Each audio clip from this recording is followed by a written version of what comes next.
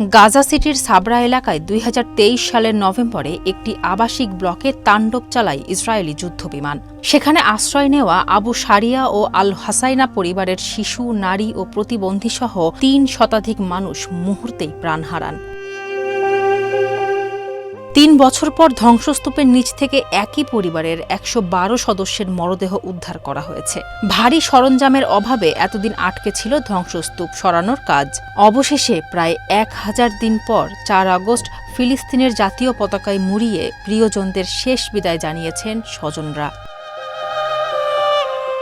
১৭ দিনের উদ্ধার অভিযানে সিভিল ডিফেন্স ফিলিস্তিনি পতাকায় মুড়িয়ে ১১২ জনের লাশ উদ্ধার করলেও শত শত দেহাংশ এখনও মাটির নিচে।